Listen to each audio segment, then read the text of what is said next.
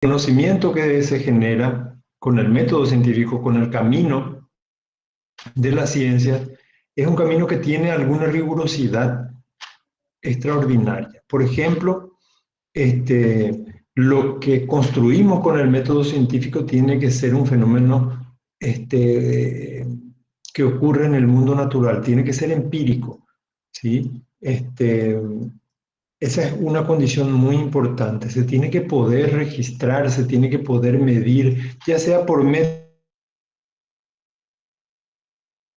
directos o indirectos, ¿sí? La ciencia no solamente registra directos, sino también por indirectas, por métodos indirectos. Y esta es una cuestión que siempre va a estar en discusión seguramente, sobre todo cuando hablamos de psicología, porque dicen cómo se va a estudiar el pensamiento, que el pensamiento no se ve, el pensamiento no es concreto, etcétera. Pero en realidad lo que pasa simplemente es que el pensamiento se aborda desde siempre, desde la emergencia de la psicología, pero con métodos indirectos. Y en ese sentido, la ciencia psicológica no está venida a menos, en el sentido de que el químico tampoco nunca observó un electrón ni un protón. Él infiere esto a partir de observación indirecta. Así que estamos con el mismo estatus en ese sentido de cualquier otra ciencia que hace observaciones directas por métodos directos y por métodos indirectos. Entonces, lo que se refiere al objeto de estudio y a esa característica que tiene que ser registrable y medible, se agregan otras exigencias y otras características que tiene el método científico, como por ejemplo que tiene que ser replicable.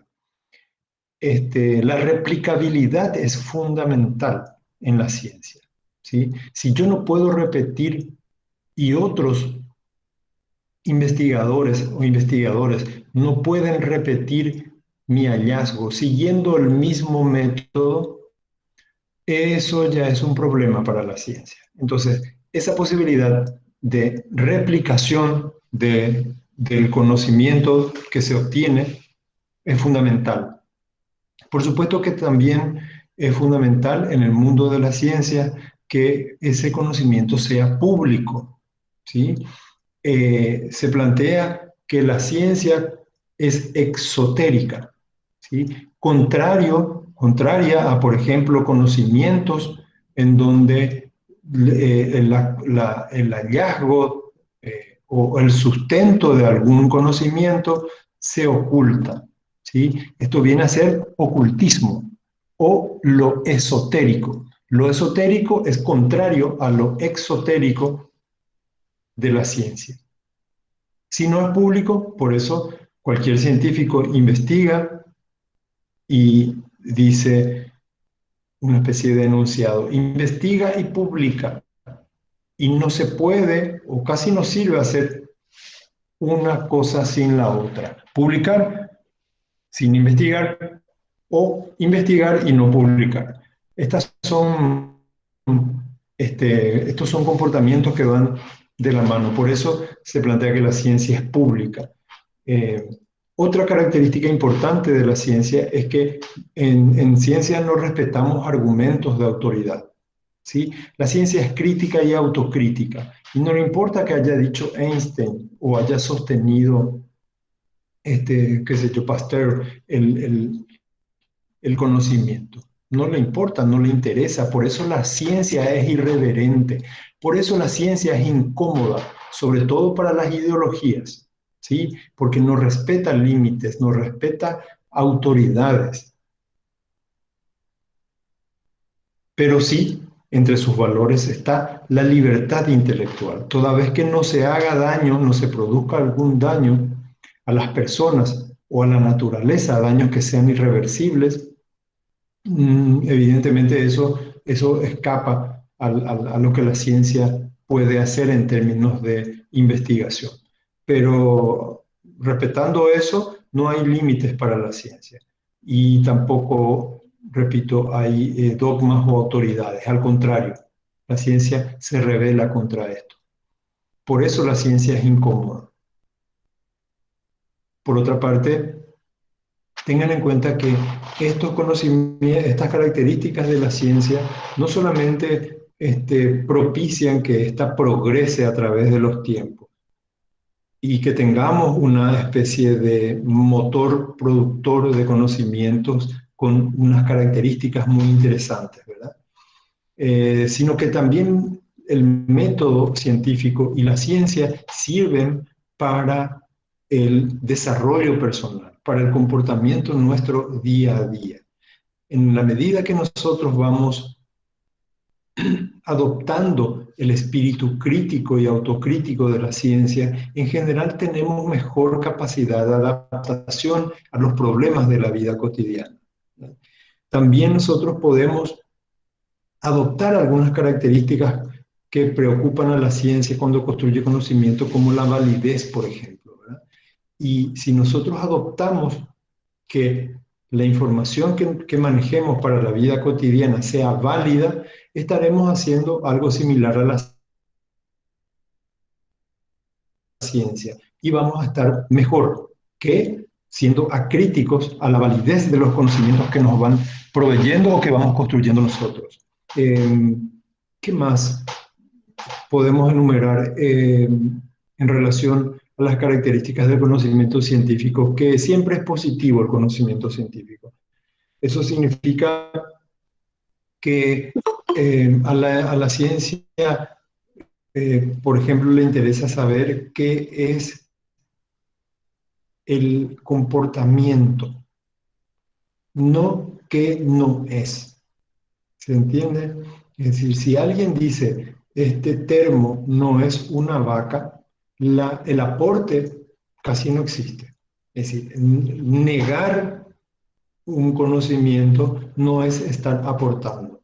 Y la ciencia en ese sentido es positiva. Siempre está tratando de establecer lo que es un fenómeno, cómo se relaciona un fenómeno, principalmente. Otra característica importante es que la ciencia carece de connotaciones teleológicas. La ciencia es limitada y se limita a lo que observa y a la posibilidad de generalización prudente y limitada dentro de ciertas reglas. Y no va más allá. ¿Sí? Ni pretende, ni puede, ni pretende ir más allá. En general, el método científico también hace que la ciencia construya conocimiento que es independiente a los sesgos o a las preferencias del investigador. ¿Sí? Y esto no quiere decir que se nieguen estas influencias o estos sesgos. Al contrario, se reconoce como una fragilidad, como una debilidad, como una puerta por la cual pueden entrar variables extrañas. Y entonces, ¿qué es lo que hace? Mejora el método, mejora el camino, mejora el control de las variables extrañas. Si nosotros durante un tiempo encontrábamos que, por ejemplo, en los test de inteligencia, digo mediante los test de inteligencia que viven en las ciudades son más inteligentes que las personas que viven en el campo, ¿sí? Porque en algún momento se llegó a ese tipo de sesgos, ¿verdad?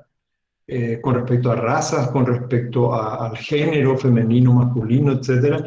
Y vamos a suponer que yo diga, sí, el tema de las razas está comprobado que es así.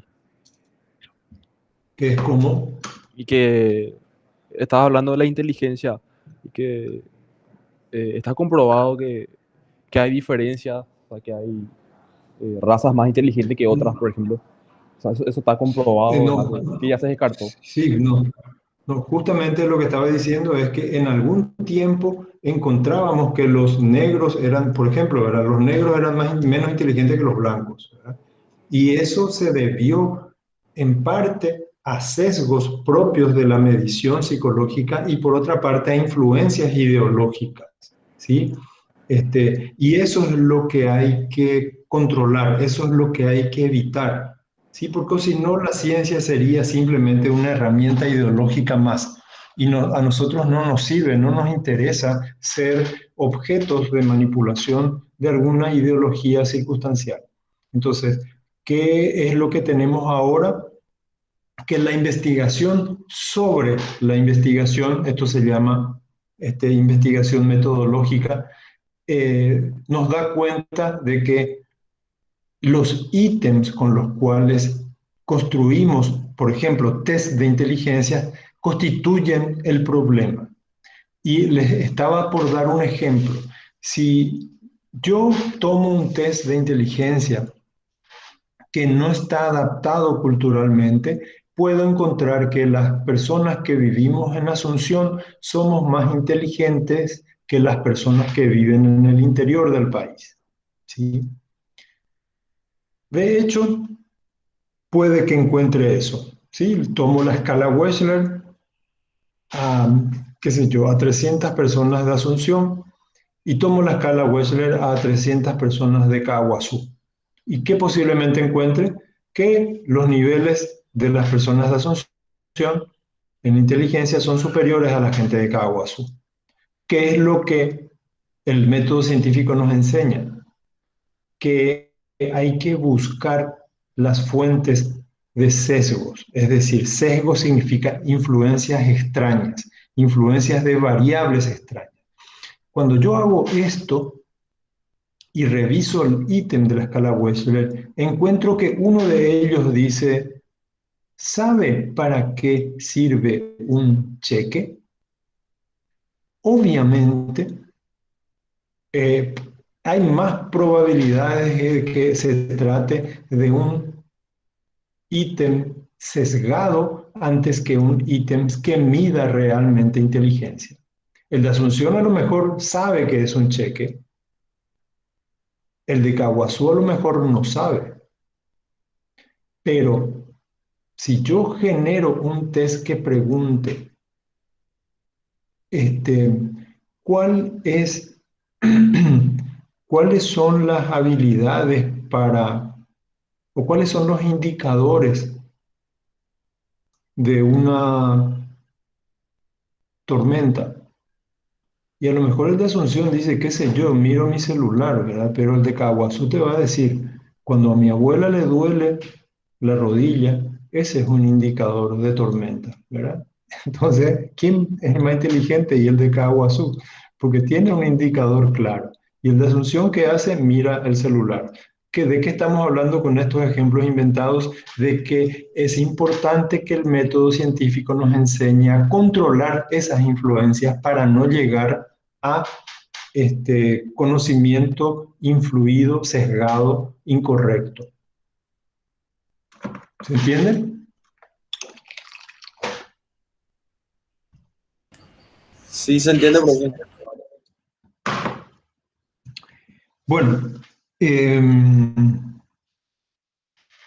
general se plantea también que el conocimiento científico finalmente nos ayuda a vivir mejor, ¿verdad? Es decir, aunque no sea el objetivo de la ciencia, mejorar la calidad de vida o mejorar la felicidad de las personas, ese no es el objetivo de la ciencia. La ciencia simplemente busca construir conocimientos con el método científico, ¿sí?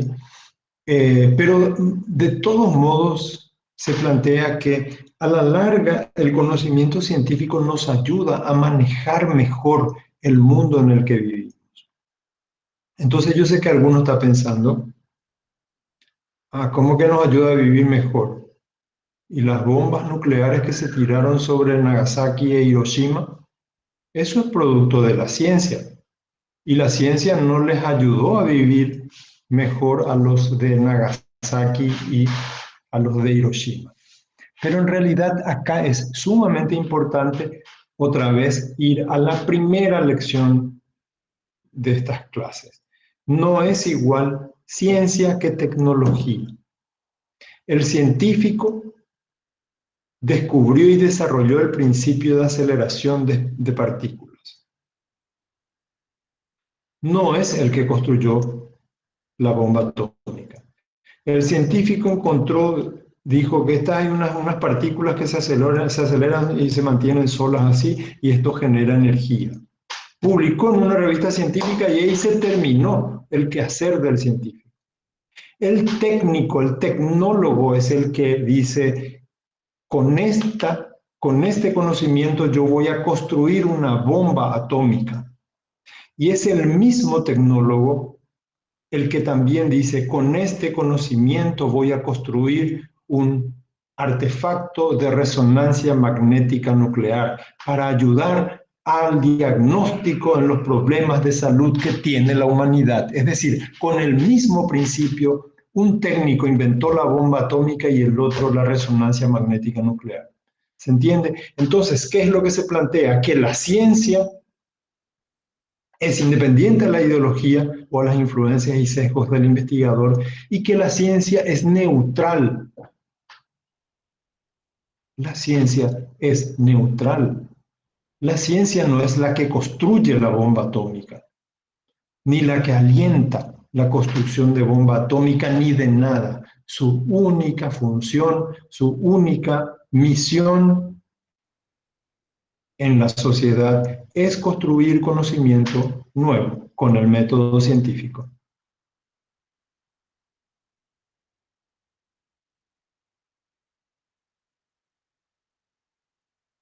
¿Se entendió? Yo me callo así para ver qué dicen ustedes. Sí, se entiende, profe.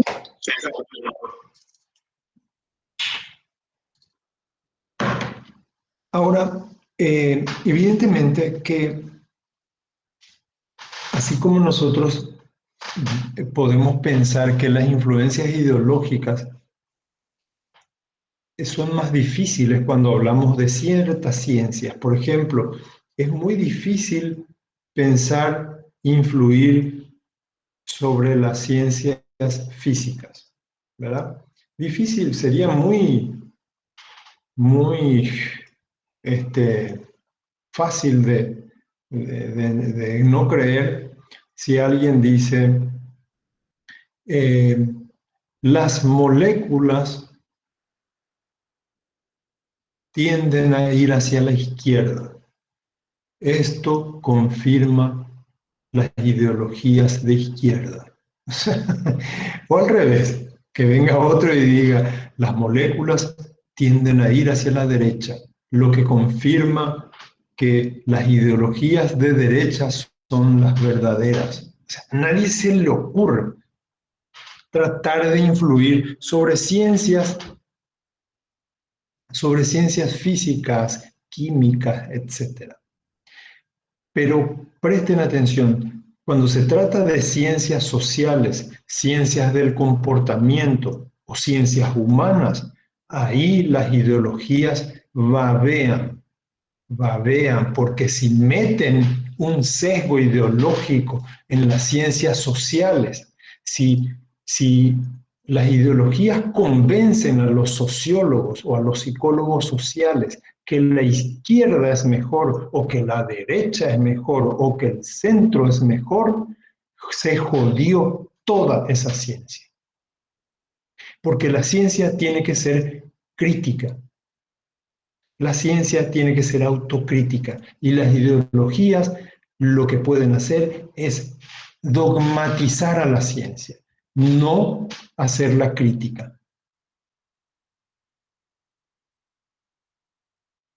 Y lo peor es que en vez de conocimiento nuevo con el método científico, van a estar repitiendo dogmas ideológicos. Para repetir dogmas ideológicos ya tenemos bastante en el mundo. Ya hay bastante de eso. Lo que necesitamos es más ciencia, más conocimiento crítico, más conocimiento autocrítico. Así como cuesta más influir sobre la física, la química, etcétera, antes que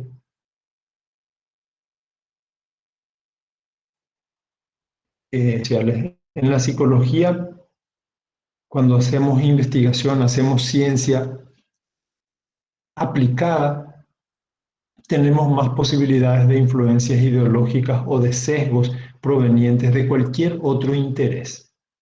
¿sí? Acuérdense que aquí entonces estamos metiendo la clasificación de la investigación científica según su objetivo. Según según el objetivo, la ciencia es ciencia básica o ciencia aplicada, es decir, investigación básica o investigación aplicada. ¿Qué es investigación básica? Es la búsqueda del conocimiento por el conocimiento mismo. ¿Qué es investigación aplicada? Es la búsqueda de conocimientos con fines de abordar o de responder a alguna necesidad humana o social. Ejemplo de investigación básica en psicología es cuando Pavlov, por ejemplo, estaba jodiendo con los perros ahí en el laboratorio. Y él en realidad, Pavlov es interesante para tocar porque nos va a enseñar varias cosas. Uno, que el interés y el aprecio por la investigación básica. Él hacía investigación básica. ¿Y qué es lo que quería hacer? El tipo quería establecer mejores medidas para la salivación de los perros. ¿Qué? La salivación de los perros. ¿Para qué? Porque así le preguntaron en ruso, le dijeron a Pablo, ¿para qué pío vos querés saber eso, Iván? Y Pablo respondió de balde. Es decir, la investigación básica, en otros términos, es la búsqueda del conocimiento por el conocimiento mismo. Queremos saber nomás. Es la curiosidad propia del Homo sapiens, propia del ser humano. El asunto es que Pavlov quería medir la salivación de los perros, o sea, no de los muchachos, de los canes, de los perros. Y finalmente desarrolló el aprendizaje clásico, descubrió el aprendizaje clásico. Casualmente, ¿cómo se llama eso en ciencia? Cuando un investigador busca una cosa y encuentra otra, se llama serendipity. El serendipity es buscar una cosa y encontrar otra. El tipo que descubrió los antibióticos estaba buscando otra cosa él, y encontró el antibiótico. Así tipo de onda no me encuentro. Pavlov también estaba queriendo medir la salvación de los perros y ¿qué pasó un día? Era Semana Santa, así como ahora, un Viernes Santo, era que su secretario no vino, porque el secretario de Pavlov era el que se encargaba de comprar carne molida de segunda del súper y le llevaba al perro de Pavlov, ¿verdad? Y ese viernes, como no se come carne, no había carne, ¿verdad? En Rusia tampoco. Y Pavlov, y tampoco se fue el secretario de Pavlov, y Pavlov entró a verle al perro, ¿verdad? Y el perro tenía, pobrecito, la probeta, el tubo enchufado. Y cuando Pavlov entró, el perro salivó. Y entonces Pavlov no entendió por qué salivó el perro. Porque el perro en realidad salivaba cuando estaba por comer la carne molida de segunda, ¿verdad? Pero Pavlov no llevaba carne molida de segunda, ni de primera, ni de nada, ¿verdad? Él se iba nomás a verle al perro porque ese día no se come carne, ¿verdad? No se come carne, ¿verdad? Los viernes. Viernes, no sé, Viernes Santo, o no tiene nada que ver. Pero bueno, en Rusia no se comía carne ese Viernes Santo y entonces Pavlov no le dio carne tampoco a su perro porque su perro era cristiano, ¿verdad? Entonces, Pavlov se preguntó, ¿sí, por qué salivaba el perro? Y no entendía. Entonces le vació la probeta, ¿verdad? Le sacó toda la saliva que tenía, salió de la habitación y volvió a entrar. Y Pablo caminaba con un zapato que hacía este ruido. Vamos a ver si se puede captar. Hacía este ruido el zapato de Pablo. Así caminaba Pablo. Y cuando llegó al perro se dio cuenta que estaba llena otra vez la probeta de saliva. Pero Pablo chequeó sus manos y tampoco vio carne en sus manos, ni carne molida, ni carne de ninguna clase. Y ahí dijo Pablo, Ea, dijo, en ruso, por supuesto, ¿verdad? No, no. Ea, dijo en ruso, y concibió la idea de que el secretario de Pablo, cuando llevaba carne, caminaba también así. Y entonces el perro asoció los pasos con la carne. Cuando entró Pablo, el perro dijo, me toca comer carne aunque sea Viernes Santo, y salivó para preparar su estómago para la digestión de la carne. Y ahí Pablo descubrió y desarrolló el aprendizaje clásico. ¿Sí? Ok, ¿qué hizo Pablo? Publicó y punto. ¿Qué hizo Pablo? Investigación básica, también se llama investigación pura. Pablo publicó un estímulo inicialmente neutro, perdón, un estímulo incondicionado, asociado a un estímulo inicialmente neutro, produce una respuesta que se llama condicionada. Punto final, ese era su informe. Por supuesto, a todo el mundo, dice, ¿qué me importa? Dijo todo el mundo, ¿verdad? Muy interesante, pero, en fin, ¿para qué sirve? Eso es investigación básica. ¿Para qué Pablo publicó esto? ¿Para qué desarrolló este conocimiento? Y en ese momento era de balde, para saber nomás. Hay un tipo de aprendizaje que había sido que se llama aprendizaje que Pablo le llamó clásico. Investigación, ejemplo de investigación básica o pura en psicología. Pero cuando en psicología queremos saber, porque un tiempo se decía que la depresión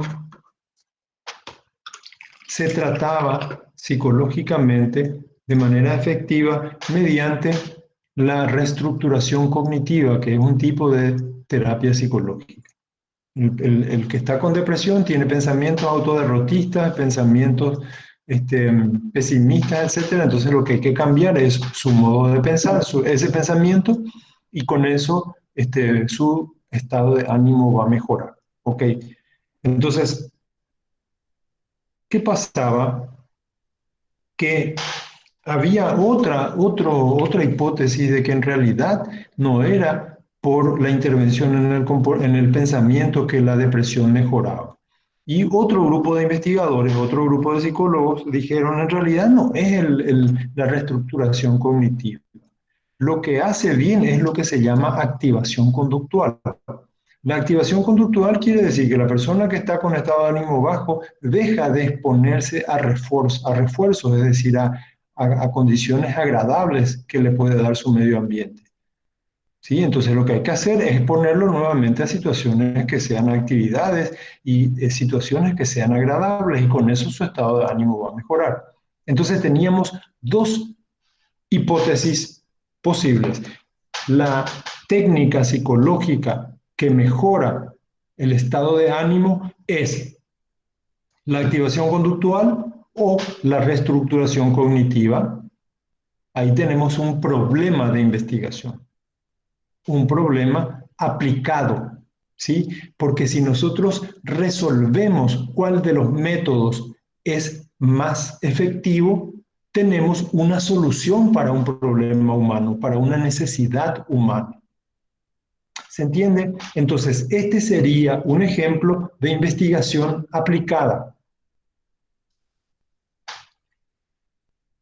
Así como decíamos que los sesgos, sobre todo ideológicos, son más propensos en las ciencias del comportamiento y las ciencias sociales, también hay que decir que a las ideologías les interesa más influir sobre la investigación aplicada, porque la investigación básica es mucho más rigurosa y mucho más difícil de establecer sesgos en ese sector. En general se tratan de investigaciones de nivel experimental.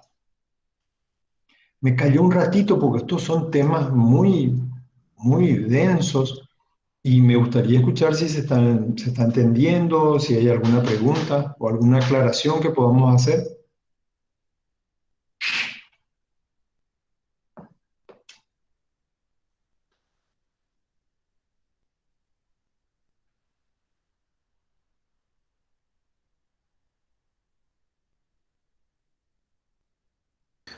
Profe, una pregunta. A ver, En las aplicadas, en vez de ir por un solo camino, no se puede usar, digamos, un enfoque que integre las dos partes. Por ejemplo, lo que decía, por ejemplo, era sobre una persona depresiva o que está deprimida, más bien.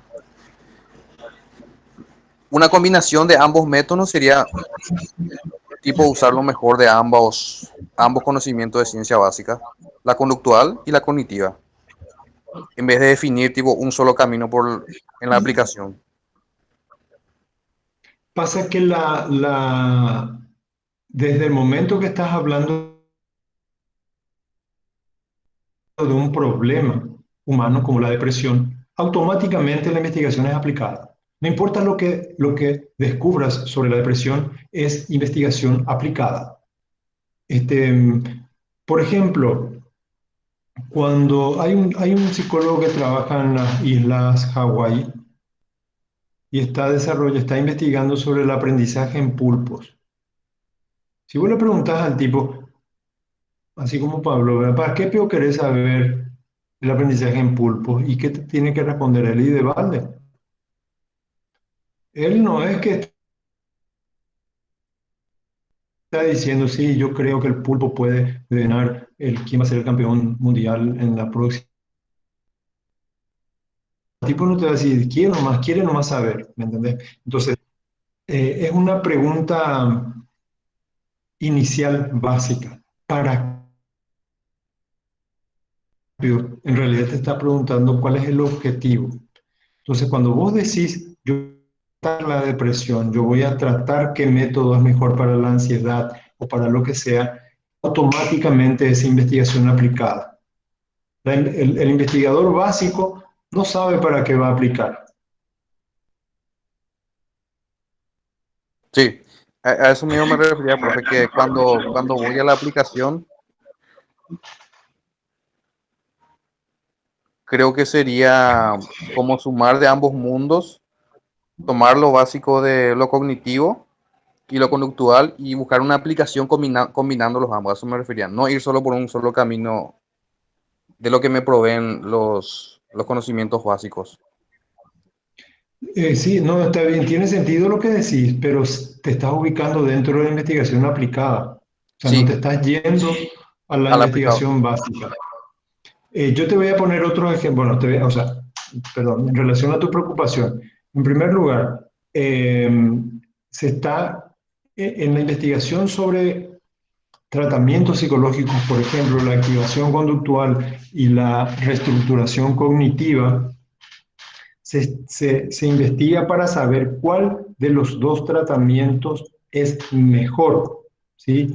Pero si se establece que la activación conductual es mejor, no quiere decir que se deja de hacer la reestructuración cognitiva, porque la siguiente investigación demostró que se potencian unas a otras, es decir, la activación conductual cambiando patrones de pensamiento erróneos mejora la condición de la persona.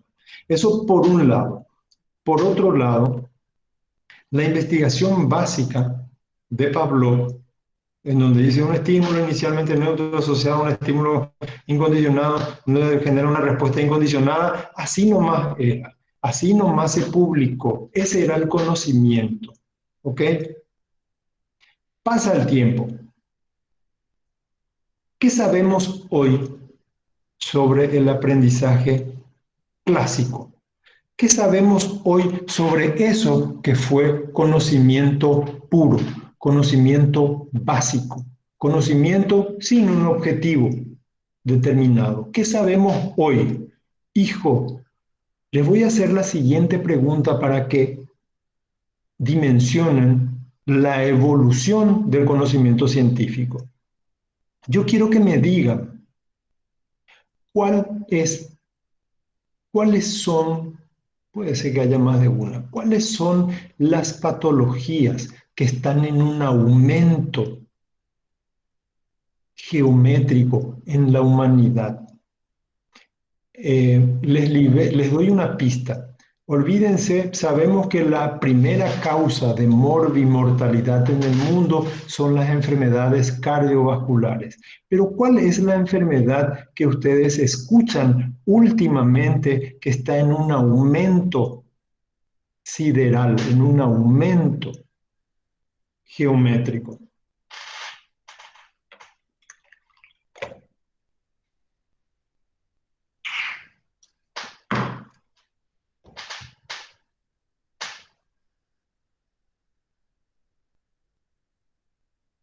¿Depresión?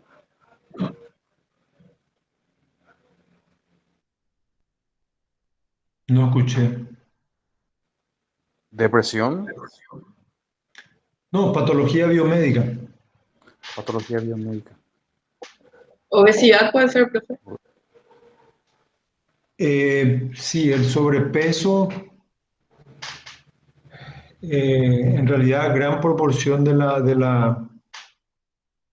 la humanidad tiene sobrepeso, pero Problema de corazón puede ser, profe.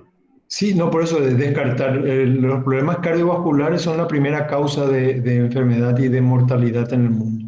Pero ¿Cáncer? hay otra que puede ser el cáncer, sí, el cáncer. ¿Qué más?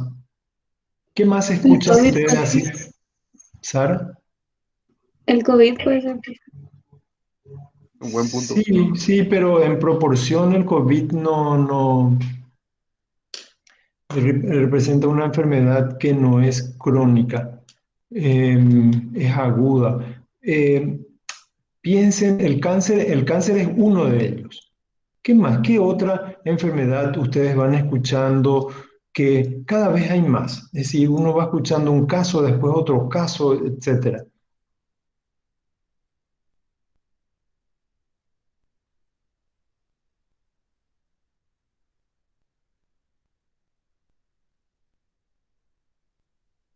Profe, yo escucho mucho sobre problemas en el cerebro, sobre derrames y esos casos de desmayos o esa clase de problemas con el cerebro, ¿verdad? Sí, sí, sí, bueno, está bien. Solo que eso entra dentro de los problemas cardiovasculares. Los accidentes cerebrovasculares entran dentro de la primera causa. Eso totalmente de acuerdo. Ahora, Ah, otras enfermedades que estaban por ahí, que uno escucha, que conoce un caso, después otro, y había sido que hay mucho. Y está en progreso. ¿Diabetes? Sí, sí, cierto. Las enfermedades que se llaman metabólicas. ¿Qué más?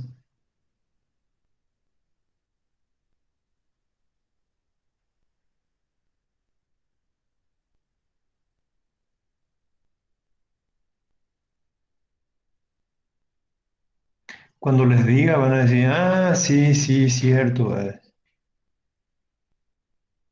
profe, no se me ocurre más nada.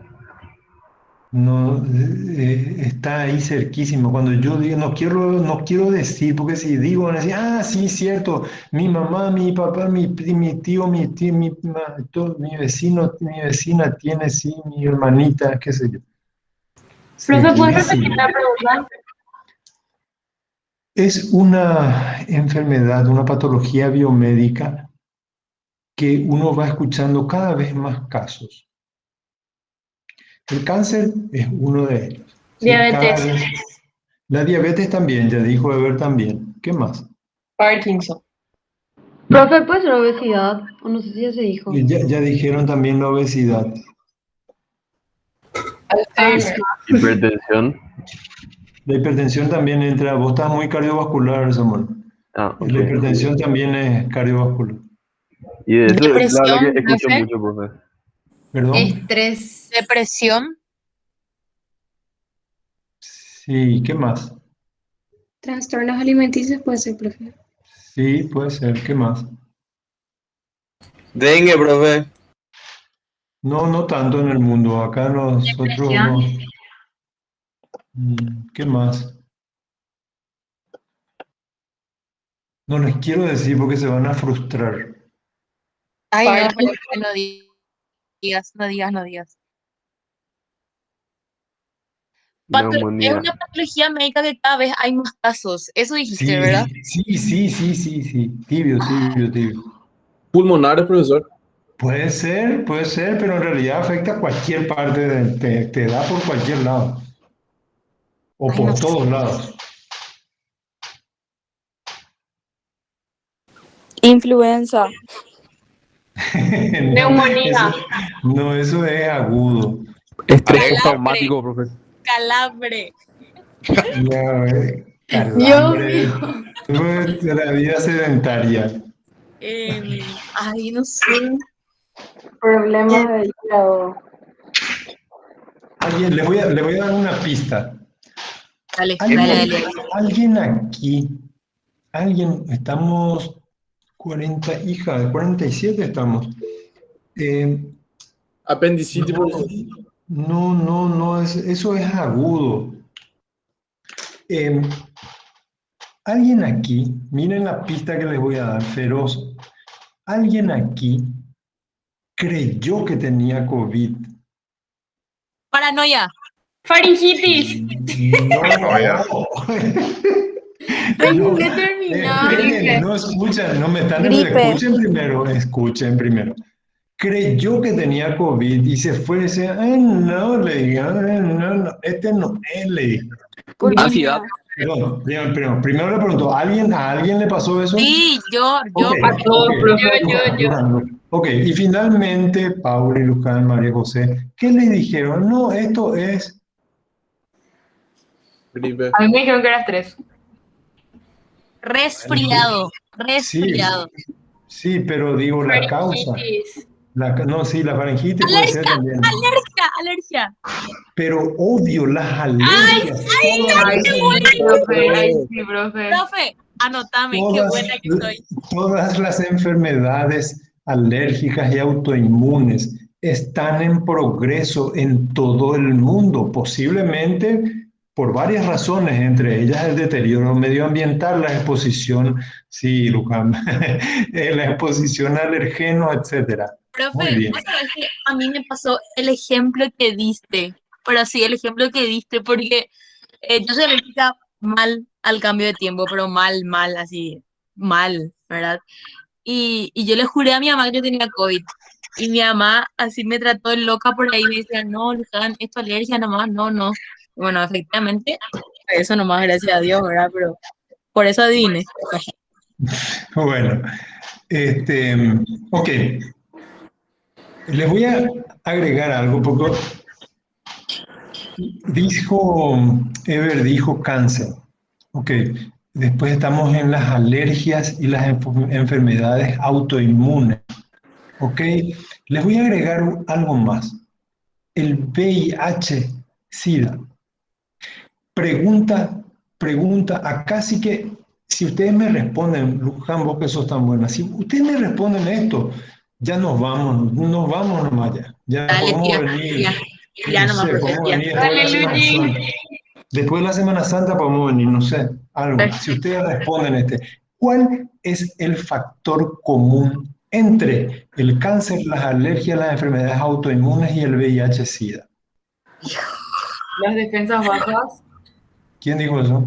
Paulatinidad. ¿Quién dijo? La Paulatinidad. defensa baja. Pauli, Sí. vos ya podés venir si querés después de la Semana Santa nomás ya. Yay, chao, profe. Mentira. Bueno, el sistema inmunológico es el punto. ¿Y saben qué tiene que ver con Pavlov?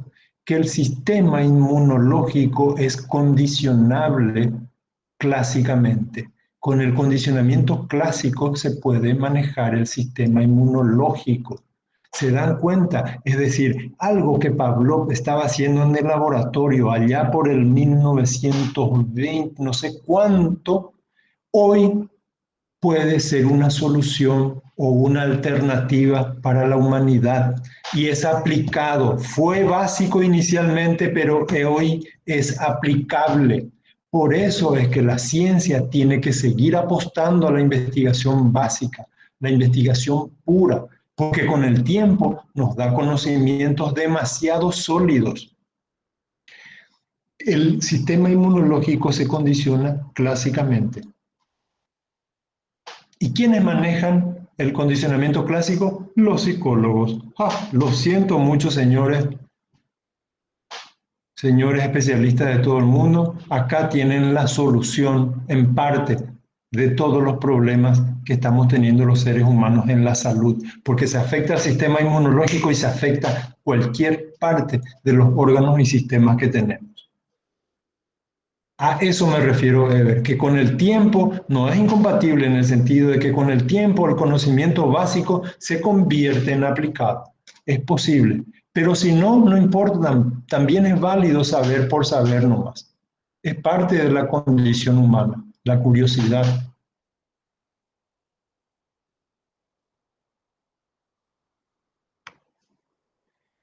Bueno.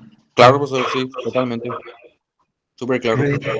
Resta muy poco ya por decir, porque tenemos aquí entre nosotros genias como Luján y como Paula. Paula Palau, mira. ¿Sos sobrina de Tomás? Era mi abuelo, profe. Wow, ¿en serio? Sí. Wow.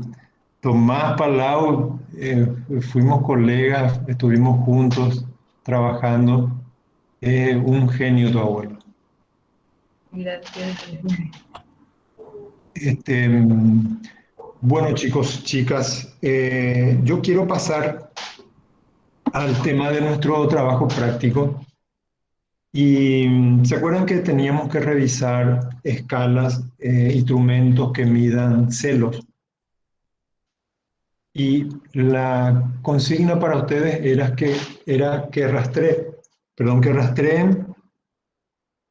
escalas, cuestionarios, inventarios que evalúen celos en la relación de pareja.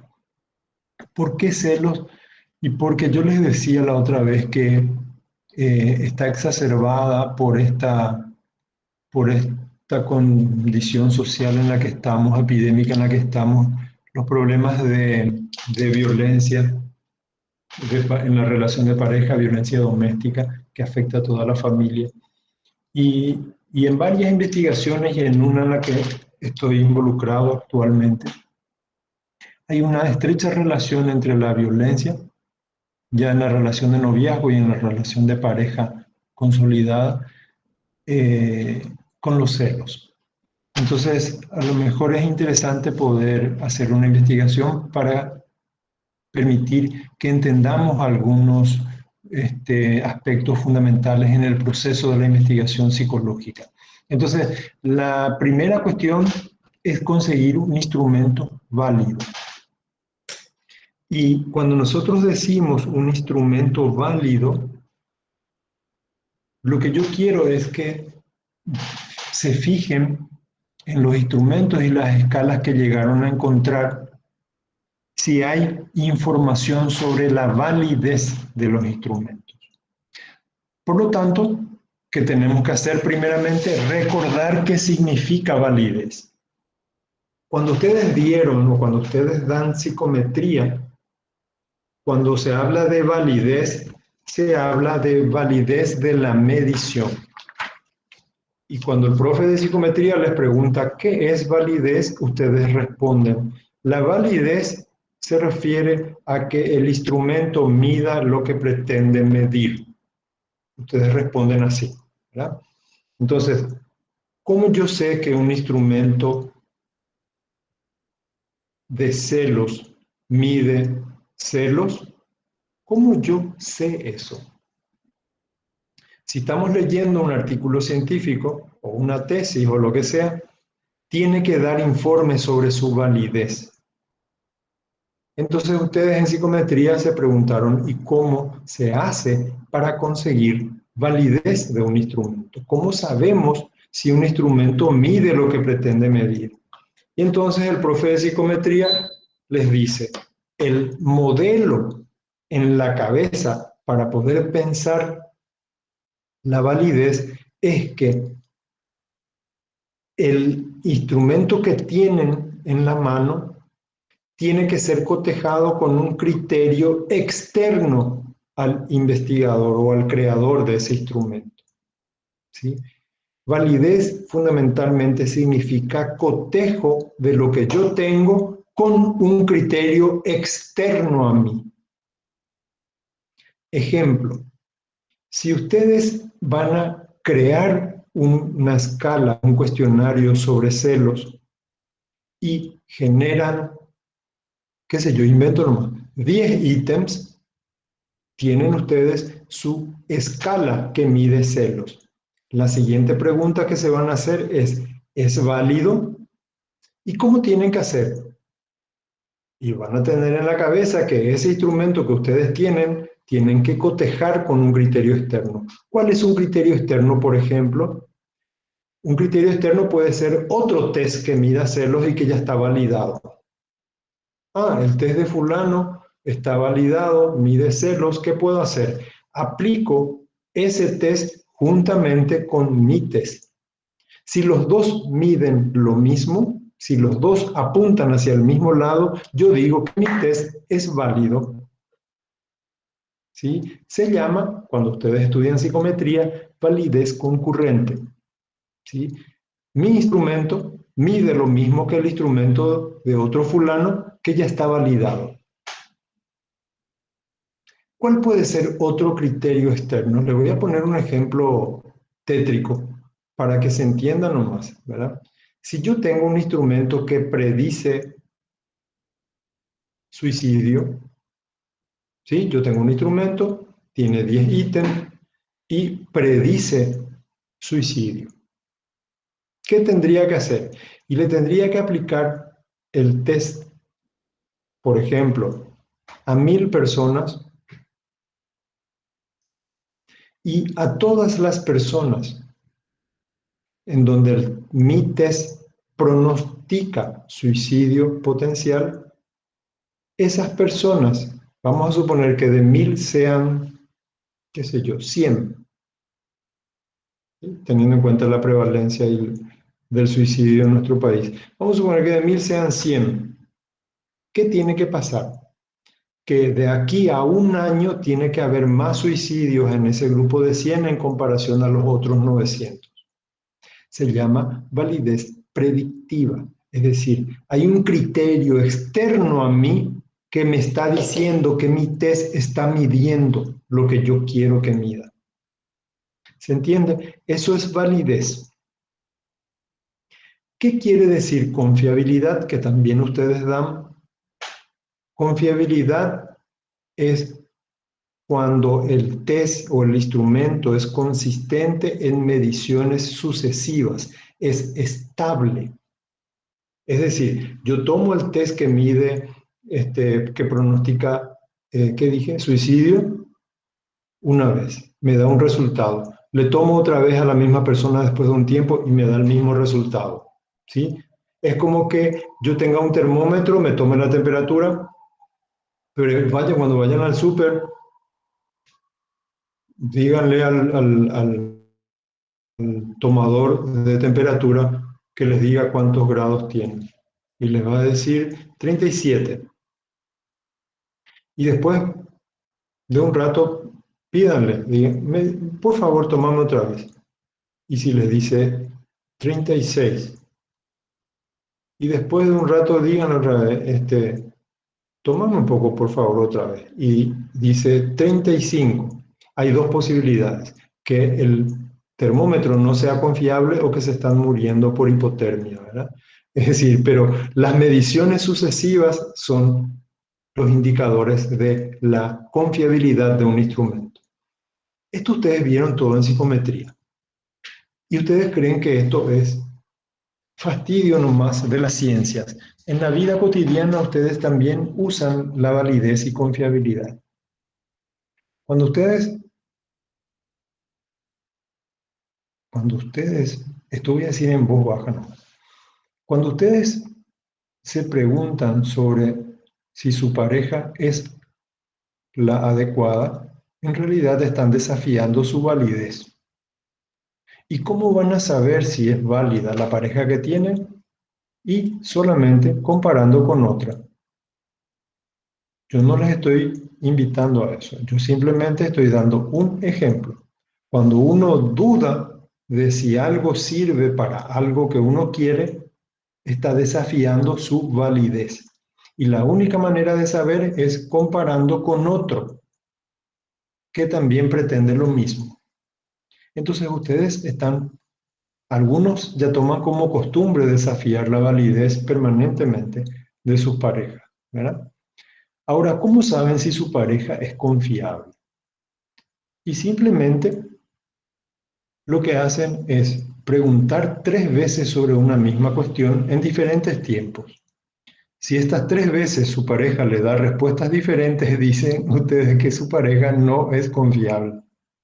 Si las 3 veces les dice lo mismo, suspiran tranquilos o tranquilas y dicen es confiable o tiene buena memoria, ¿verdad? Que en el caso de los test eso es bueno. Entonces, tenemos que leer en lo que ustedes juntaron si el test o el cuestionario o la escala sobre celos es válida y es confiable y cómo se sabe que es válida o es confiable. Eso es lo que tienen que leer en los artículos. Pero estas cosas nosotros estamos repasando nomás porque ustedes ya saben por psicometría. Pero ¿qué sí es propio de la materia o más propio de la materia? La validez de la investigación. La validez de la investigación no es igual a la validez de la medición que estábamos viendo. La validez de la investigación tiene 2 desafíos importantes: la validez interna y la validez externa. ¿Qué quiere decir una cosa y qué quiere decir la otra? Les voy a decir de manera breve, resumida y sencilla ahora para terminar la clase de hoy. En investigación hay lo que se llama validez interna y lo que se llama validez externa. ¿Qué es la validez interna? Es el grado de seguridad que tenemos en la asociación que encontramos entre las variables. Sin embargo, la validez externa es la capacidad que tenemos de generalizar el conocimiento a una población general. Voy a ir con 2 ejemplos para ver si esto se clarifica y mejora en la comprensión. Si yo aplico un tratamiento para la depresión, cualquiera, Ever, el que vos quieras, el cognitivo o el de activación conductual. Vamos a aplicar el tratamiento cognitivo. Yo tengo un grupo de personas con diagnóstico de depresión y le aplico el tratamiento de reestructuración cognitiva. Y mejoran. ¿Cómo se llama mi tratamiento? En metodología se llama variable independiente.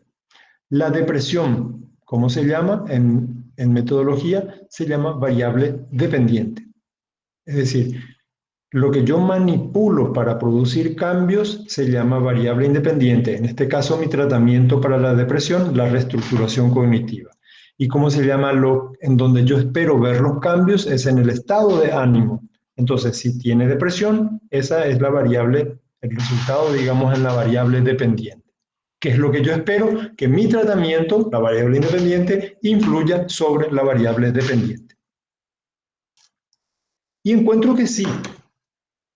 El grupo de personas tratadas con reestructuración cognitiva mejoraron. Y entonces vienen acá las genias del grupo, Luján y Paula y María José, y dicen, ¿y cómo vos sabés que fue el tratamiento lo que les mejoró?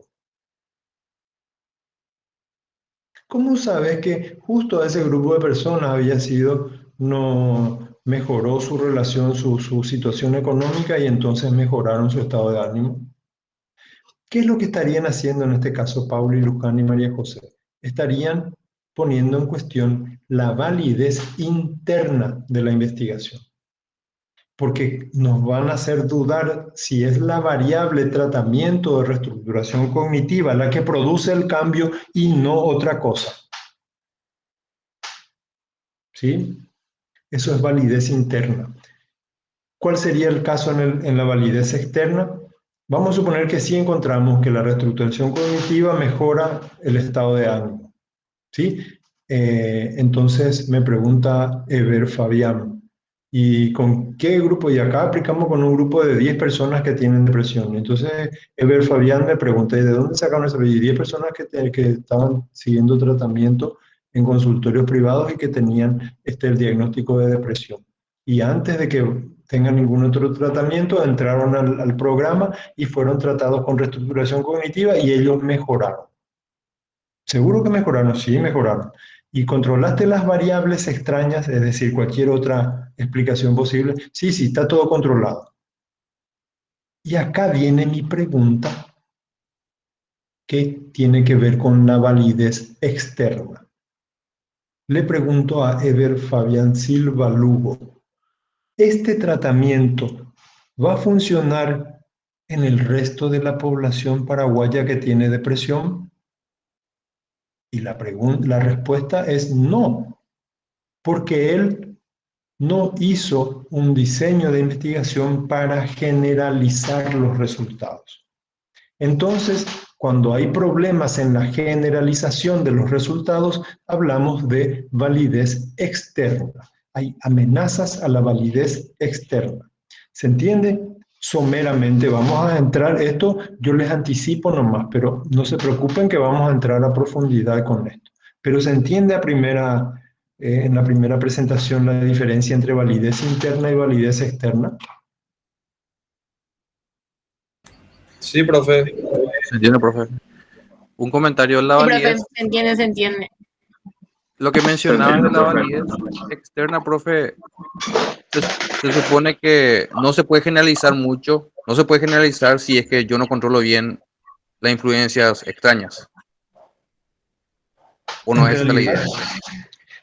más o menos, en realidad, los puntos críticos para la validez externa tienen que ver con la estrategia de muestreo. Para que un muestreo sea representativo, tiene que reunir algunas condiciones que también nosotros vamos a desarrollar en el curso. El muestreo representativo tiene que ver con dos factores, el tamaño de la muestra y el uso de la aleatorización para la selección de la muestra. Estas son las dos condiciones. Entonces, si yo quería generalizar, tenía que haber usado un muestreo aleatorio y el estimado del tamaño de la muestra para tener representatividad en la población que me interesa. ¿Está bien? Ahí sí, profe. Sí.